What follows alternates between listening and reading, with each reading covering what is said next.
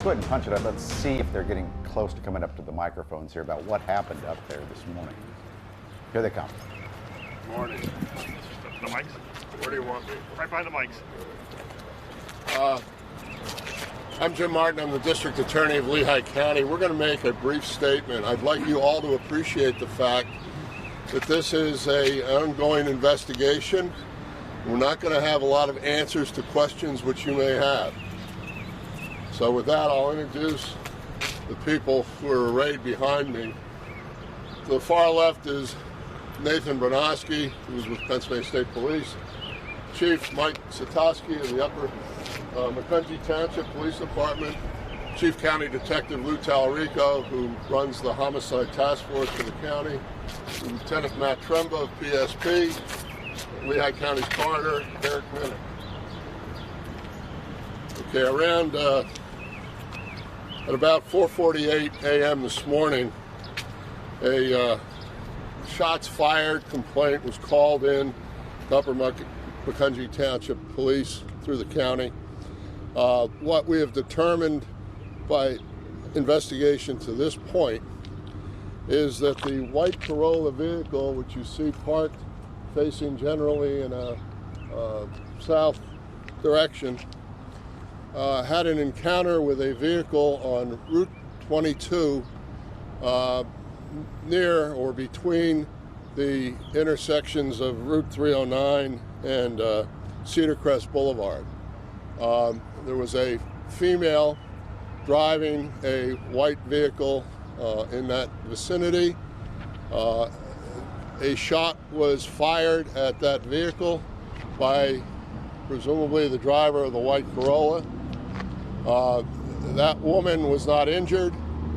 She did not realize that that her vehicle had been shot upon until she came here, which we believe was pure happenstance or coincidence. She came here to get a sandwich, and when she came out of the Wawa, she realized that there was a bullet hole in her car. She did say that she had heard a loud bang. She's in the process of being interviewed as we speak. The driver of the white Corolla pulled in here and went around to the other side of the Wawa, which would be generally the southerly side of it. There was a Jeep vehicle there which was occupied by its driver. He was shot. He's receiving treatment now. It does not appear that his injuries are life-threatening, but he was shot and injured. After that, the driver of the white Corolla fired upon the truck driver of that tractor who was pumping gas. He has been killed, unfortunately.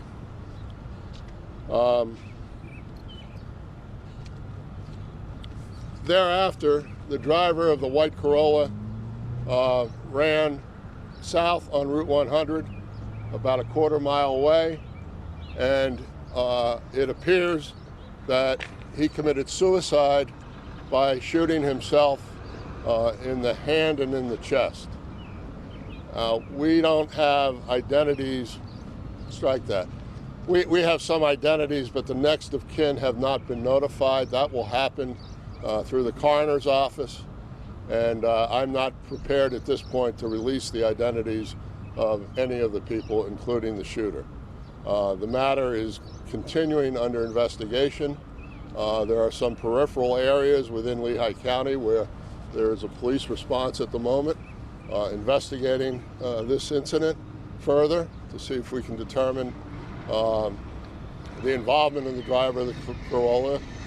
We don't have any motive at this point. It appears that the three shootings that I have described have been indiscriminate and unrelated. But I caution that I'm saying that it appears at this time that that is the case. I'll call on Trooper Bronowski at this point on behalf of the state police. Good afternoon.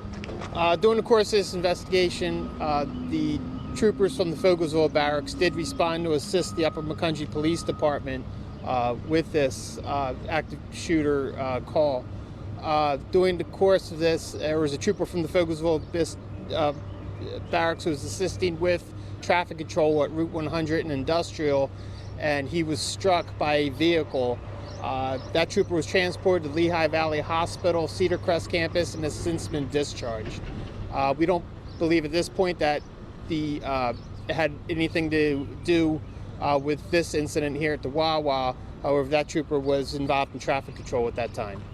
Thank you. Thank you. Chief?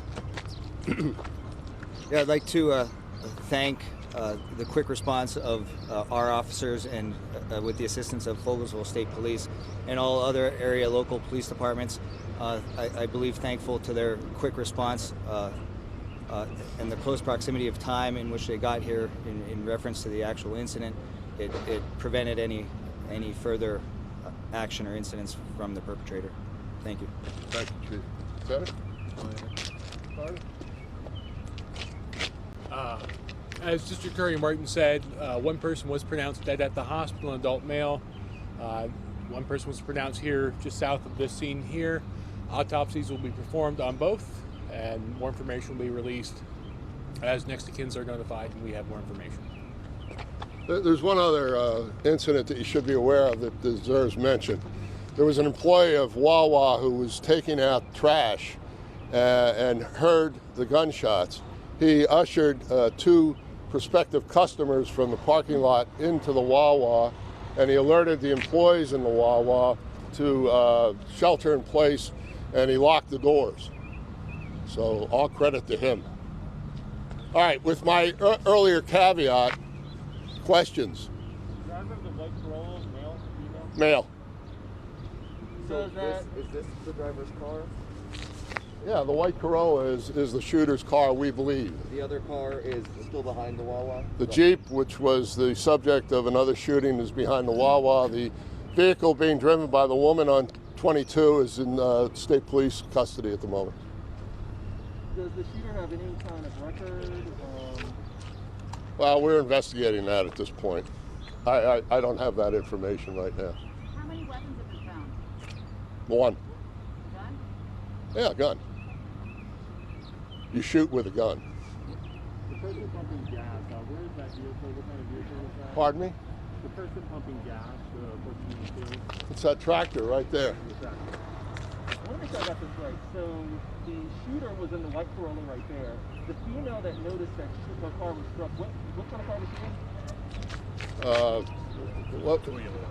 A white Toyota. Okay, what's it? Okay, thank you. Boy,